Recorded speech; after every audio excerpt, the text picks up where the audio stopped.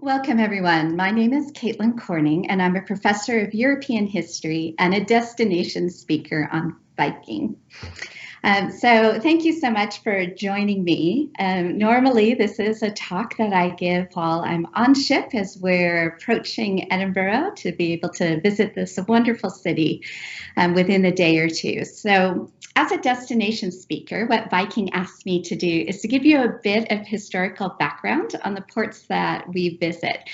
And this talk, I'm going to be focusing on a lot of the people that you might hear about if you were touring down the Royal Mile, and also some of the most important events so that you can kind of make connections the next time that you are in this fabulous city. So one of the most important things to kind of keep in mind for Edinburgh is that for a long time, it's not actually part of Scotland. So for the early settlement then, in this kind of early period of the Middle Ages, it seems to have been a fort of a tribal group called the Broaden. And the Broaden were an important a British group, so this is a Celtic-speaking group that is in this area. And so you can see I've kind of marked on the slide here about where their kingdom would have been. And it seems that Edinburgh would have been quite important. Now, a little bit later then, the Kingdom of Northumbria, which is an Anglo-Saxon kingdom, so what eventually becomes England, also controls this area. And so it's part of Northumbria and then part of England. So when we're actually talking about Scottish Edinburgh, then we need to move forward just a little bit. So for Edinburgh, it becomes part of Scotland then in the early 11th century. In 1018, it's conquered, and then we are going to have the Scottish monarchy beginning to really expand the area around the castle and to create the city. It becomes much more important. And the person who's really important with that is Malcolm III. So Malcolm III is the King of Scotland. You can see his dates there on the slide. And he is going to marry Margaret of Wessex. Now, Margaret actually is part of the Wessex family that is overthrown by William the Conqueror. So that's the Battle of Hastings, 1066. Her family actually fled north into Scotland. And we have Malcolm then will marry Margaret.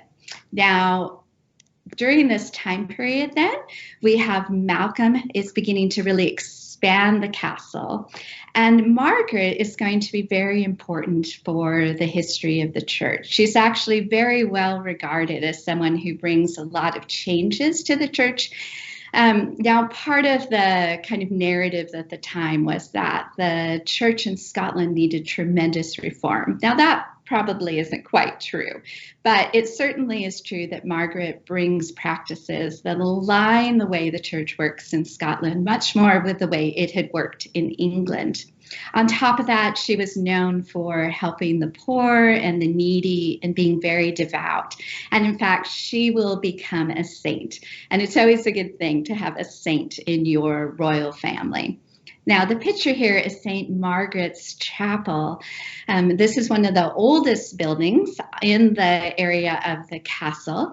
And so this is possibly created while St. Margaret was alive, but it's also possible it was created by her son David, the next king too, that I'll be talking about in just a moment. But certainly it is one of the earliest surviving buildings in the castle complex. So I just mentioned David, that's Margaret and Malcolm's son. And one of the most important things that happens for Edinburgh is it actually becomes a royal borough under David. So that's going to to become a royal borough is to have a specific legal standing. And so we have David is going to do that for the city itself.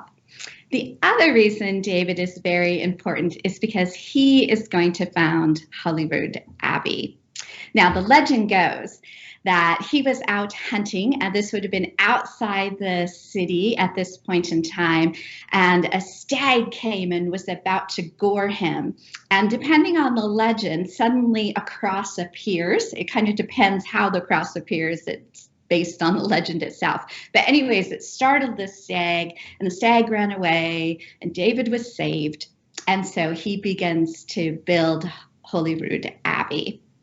The other thing that happens is that he gives the monks who are at Holyrood Abbey the right to found a town, and that's Canongate that will be involved. Now, in the pictures here, we have kind of two things. First of all, the artist's drawing is a sense of what Edinburgh might have looked like in this time period. So at the very top of the picture is the castle.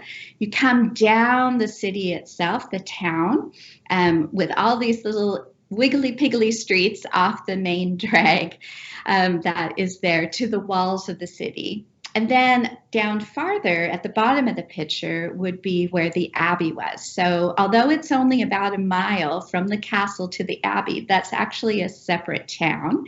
And you can see that it's quite separate in terms of there being significantly more settlement in Edinburgh proper than down in Canongate itself.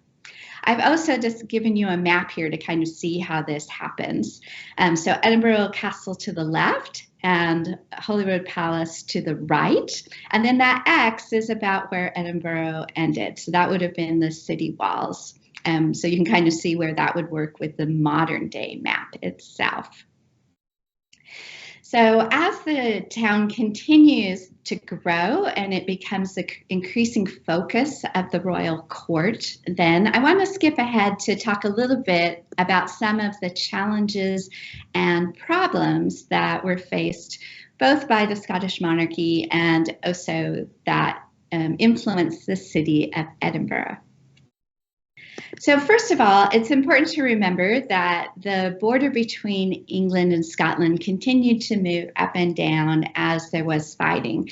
And so although Edinburgh is almost always part of Scotland, it is occupied by the English from time to time. So especially during the Wars of Independence, so that period from 1291 to 1314 is a period that's with Robert the Bruce and this sense of whether England is going to conquer Scotland or not. Of course, it doesn't. Scotland remains independent. There's also a set of issues with the royal family itself. And I want to focus on this because Scotland goes through the worst set of bad luck in terms of the inheritance of its monarchs. Now, a number of the monarchs are going to be quite good kings, but for almost 200 years, there will only be one king who inherits as an adult. And this is really unprecedented in European history. So I want to start then with James I, and you can see him here in this picture. There he is. So James I, he does become king at 11. Now, interestingly enough, when he becomes king, he's actually a hostage in England.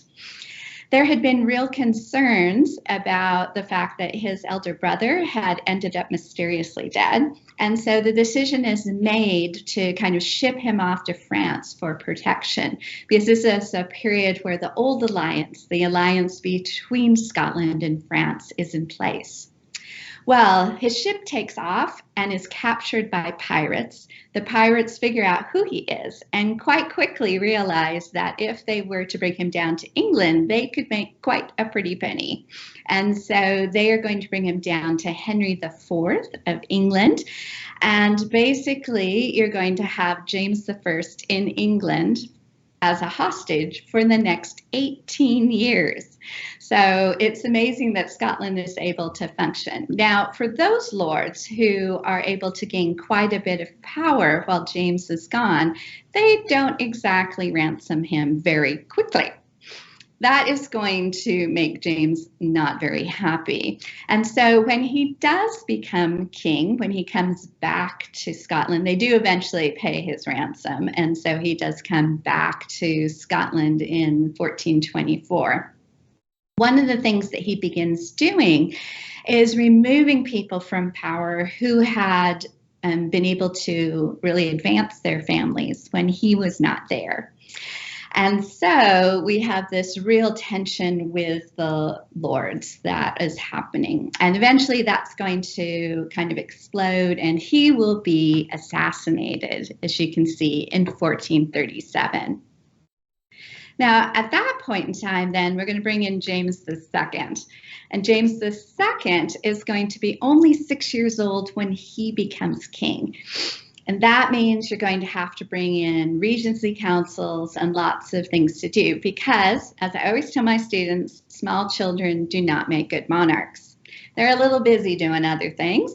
And when you have a regency council come in, this is often a somewhat unstable time because people are going to maneuver around the king in order to try and make sure that the king favors them as we do it. And oftentimes the Queen Mother is also very involved in this process as well. So James II is going to become king. He will grow up and be actually quite a good king for a while. But unfortunately for James, there is a bit of an accident. He is killed when a cannon misfires. It explodes next to him and he is going to be killed. That is going to bring in his son, James III. I am sorry they are all named James in this little sequence. There's nothing I can do. Again, I tend to tell my students it would be helpful if we didn't have these long kind of lines of the same name, but as historians, there's not much we can do about that. So James III comes to power at age 9. So we have another child to the throne. Now, James is going to do a couple things that are pretty important as we're going through this history of Edinburgh. So the first thing is that he is actually going to marry Margaret of Denmark, and that's going to happen at Holyrood Abbey. And one of the things that's really happening under James is a focus of important events at the Abbey itself.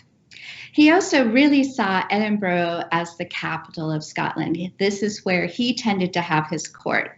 Up until this point in time, the court was moving around still to different cities, especially Stirling, but now it's really focusing in on Edinburgh itself, which is really important. Another thing that's happening with James is the fact that, as you can see here with these pictures with James and Margaret, Margaret, when she marries James, part of the problem is for her is that Denmark doesn't have a lot of money. And so what Denmark does is decide to put the Orkneys and Shetlands up as surety on the dowry. So those are going to basically England, absolutely the wrong country. Scotland is supposed to be holding those until Denmark gets the dowry paid. Now, Denmark never did pay the dowry. And so this is when the Shetlands and the Orkneys are going to transfer to Scotland. And one of the fun things that often happens on the wonderful Viking cruises is that we're often visiting the Shetlands and the Orkneys too. So here's a fun tie-in to James. Now, James himself is not the best king, and he tends to be basically annoying his nobles quite a bit, and the church to an extent as well.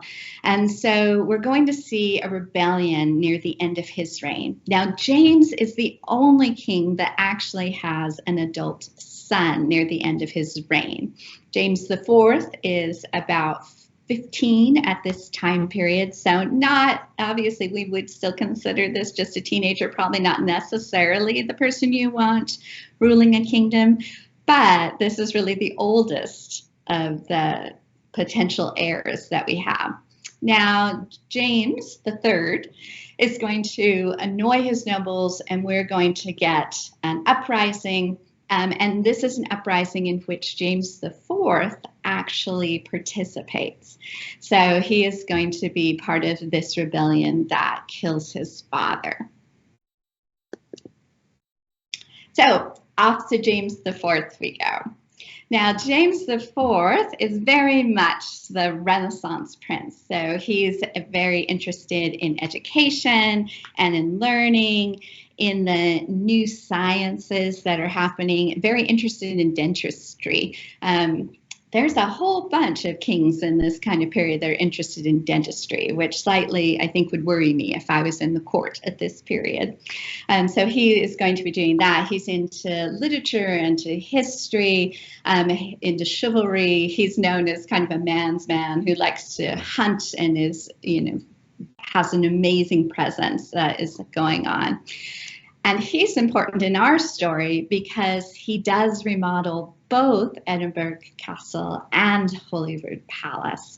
And notice it's becoming a palace now. So you have the Abbey, but now there begin to be a whole series of buildings that are being built in order to make a new royal residence as well. So both making Edinburgh Castle more comfortable for the royal family, and then also the palace itself. So both of those are going to be happening. James IV is also important because he is going to marry Margaret Tudor. Now, Margaret is Henry VIII's sister. So this is part of the reason that eventually Margaret's descendant, James VI of Scotland, will be able to claim the English throne. But that's a story in just a little bit. So she is going to marry, Margaret Tudor marries James IV. They have an amazing procession into Edinburgh itself. She rides up, she's riding the same horse as James. They're dressed in cloth of gold and black fur. And as they approach Edinburgh itself, they are accompanied by 200 knights in all of their regalia, and they come into the city and have a major processional down to Holyrood Palace, where the wedding is part of the wedding is going to be taking place. So you can kind of just, when you visit Edinburgh, you can kind of imagine Margaret and James and the 200 Scottish knights kind of coming down the Royal Mile. Another important part of the story by this point in time is St. Giles Church. Now, St. Giles is on the main Royal Mile coming down from the castle. And you can see it actually has some rebuilding that happens under James IV, especially that tower that you can see in the picture to the right. Now, that tower is the imperial crown, and this is this claim by the kings of Scotland, basically that they should have highest authority and should be able to control all of what we would recognize today as Scotland. And so one of the things James is going to do is really push his royal authority, even in the areas of the Northern Highlands. So you can see him here. See the church here. It's beautiful. I highly recommend visiting the next time that you're in Edinburgh. Now, St. Giles himself, there's the picture. The story goes that back in the 7th century, he was a prince of the royal family of Athens and somehow ended up in southern France. It depends on the legend, and this is very legendary. And he lived out as a hermit out in the countryside, and his only companion was a deer, as you can see in the picture. Well, one of the kings goes out to hunt and is chasing the deer, not realizing, of course, that this is Giles's friend, and shoots him. And Giles comes in front of the deer and takes the arrow himself, which is why you can also always see St. Giles is always portrayed with an arrow as well. And now he is not a martyr, he's not killed at this time, but the king is so impressed, and which king it is depends on which legend you're listening to. But the king is so impressed that he begins to really support St. Giles, and Giles founds a monastery and becomes a very popular saint. Now, Giles is going to be the patron saint of the physically disabled. And so that as well, which kind of makes sense because he takes this arrow. As we go through. But he's a very popular saint in medieval England and medieval Scotland. So the church is dedicated to St. Giles. So we get a remodel then under James IV of both the castle and Holyrood, now becoming a palace, and also extensions and remodels to the cathedral itself that you see as you go down the Royal Mile. But let's get back to our story, because of course it has to continue this bad run of luck for the Scottish royal family.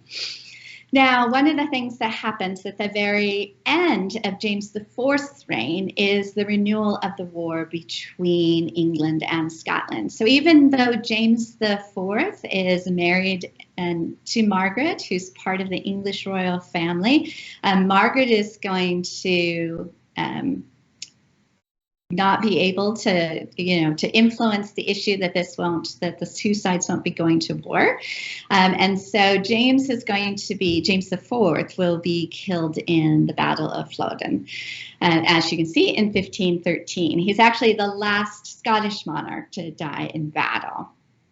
And that means that his son is going to come to power, James V, and James V is only 17 months old. So again, continuing this whole set of small children coming into power. James himself also will be expanding and modernizing the palace at Holyrood. So that is really important for that. He also is going to order the new state crown and sword. So if you're at Edinburgh Castle and you see the royal jewels, that will be part of it, is what he has ordered, although he himself does not wear them. They're going to be worn first by his daughter as he comes in.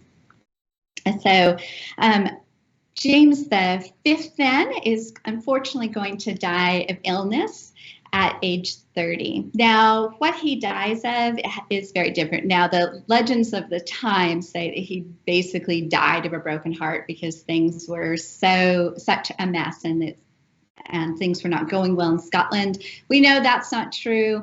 It was probably something like dysentery that he died from, but he does die unexpectedly. And that means we're going to bring in Mary, Queen of Scots, who becomes queen at 6 days old. Now, Mary, of course, probably someone you may have heard of because she is quite famous and has quite the story herself. So obviously, when you become queen at 6 days old, you're not ruling in your own name. So we'll have quite a long regency council. And one of the things that will happen while her regency council is in power is the renewal of the old alliance between Scotland and France. So she herself is going to be marrying the heir to the French throne, and that will happen when she is 15. Now, the King of France is going to die. He actually is killed in a jousting accident, which doesn't happen too often for the monarchy, but does for the French king.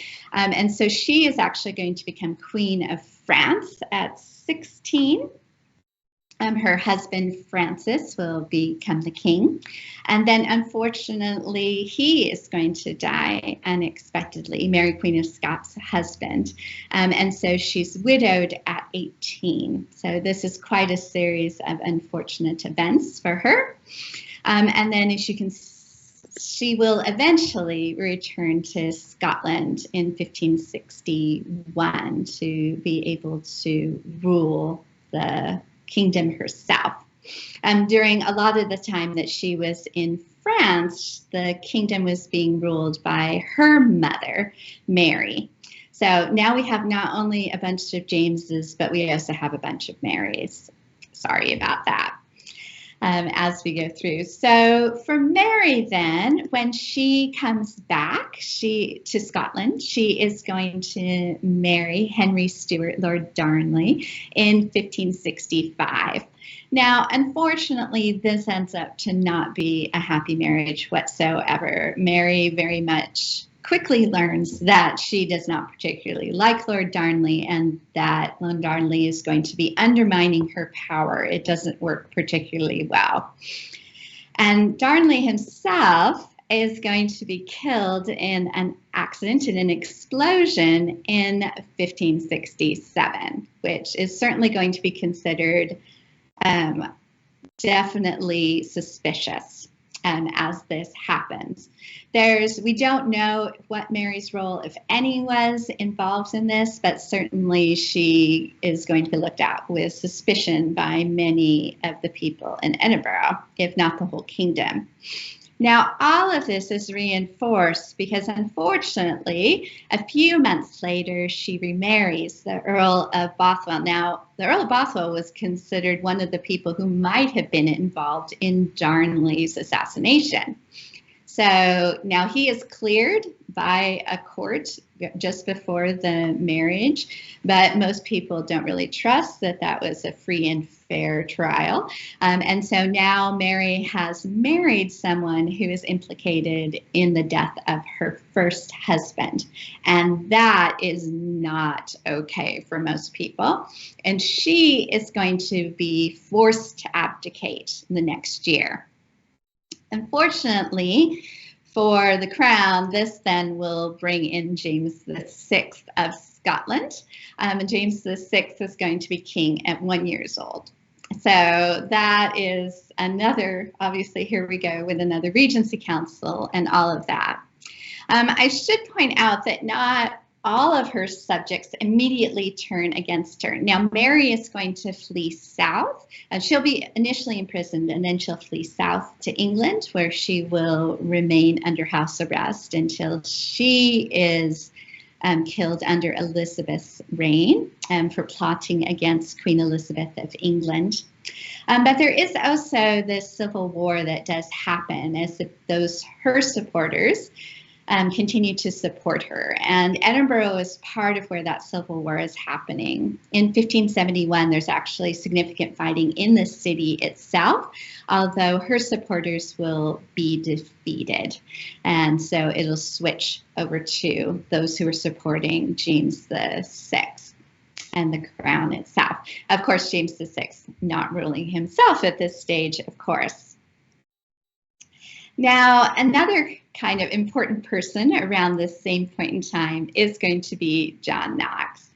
And when you're going down the Royal Mile, you can visit not just St. Giles, where he used to preach, but you can also go and visit his grave, which unfortunately is in a parking lot now. You can see it there. There's the picture on slot 23, right near the church. But also down the Royal Mile, you can see a house that is from the time period of John Knox. Now, it's often called John Knox's house, but we don't have real evidence that that was actually his house.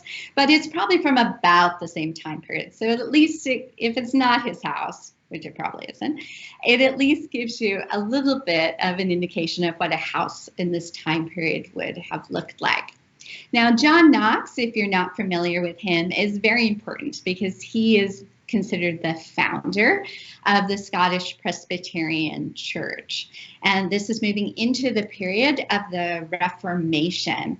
And so he is going to be advocating for church reform. He is against the Catholic Church. Mary, Queen of Scots, who he did meet with a few times down at Holyrood Palace. Mary, Queen of Scots is Catholic, so that puts them on opposite sides. He also doesn't particularly think that women should be ruling.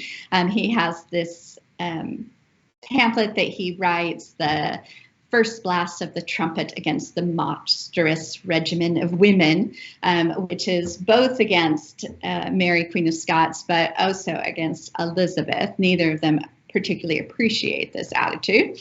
But it is very important that you're going to have John Knox preaching for the Reform, the Reformation, helping to found the Scottish Presbyterian Church in this time period as well.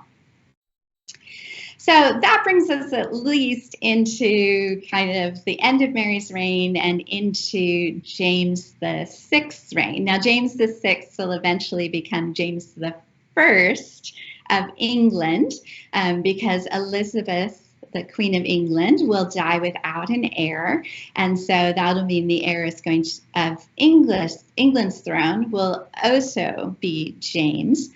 Now, James VI, James of Scotland, James I of England, he'll actually have an adult son inherit, which is just amazing. So that will be Charles I.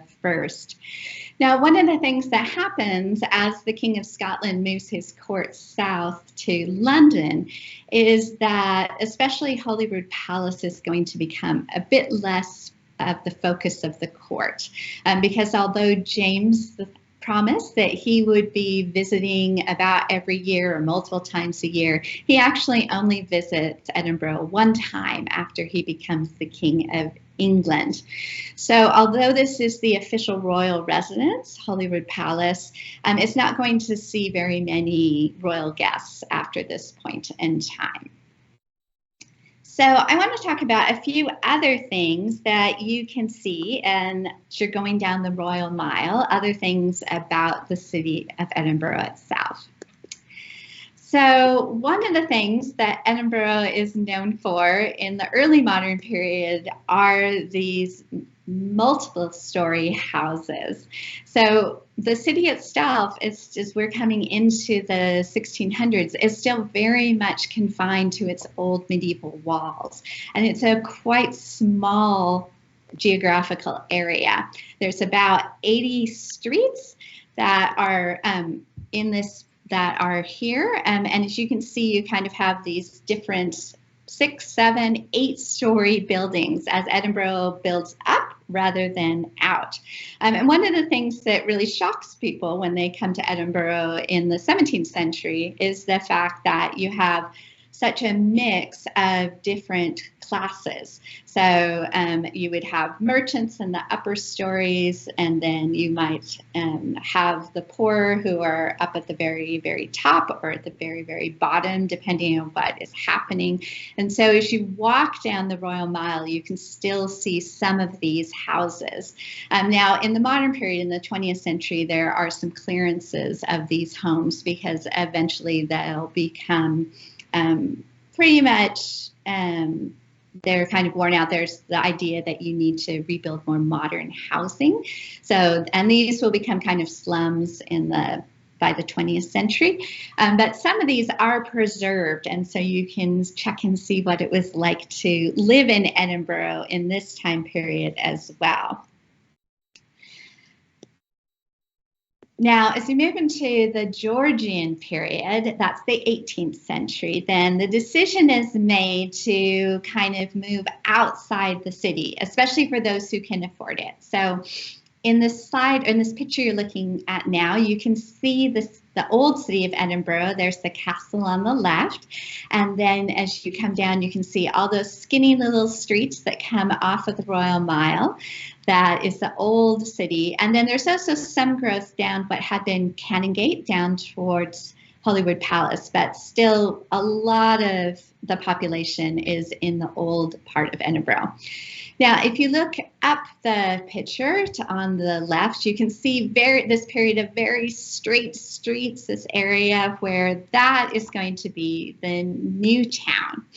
Here's a close-up in on this. So what happens in the new town then is the idea to build straight modern streets, wide boulevards, and to build new Georgian style houses.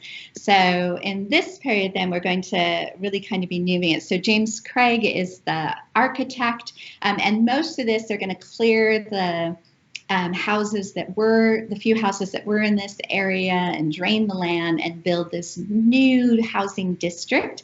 The streets are all named after George III and his family members, so you can see this looks very Georgian. If you visited Bath, this looks very much like this, or you might have seen parts of London that are very Georgian as well. So this is where we're going to have it, and this is where you have the rich and famous people are going to be moving then into this new housing with these great streets. So you can kind of imagine all of these upper class Georgian residents of Edinburgh, promenading down these gorgeous streets.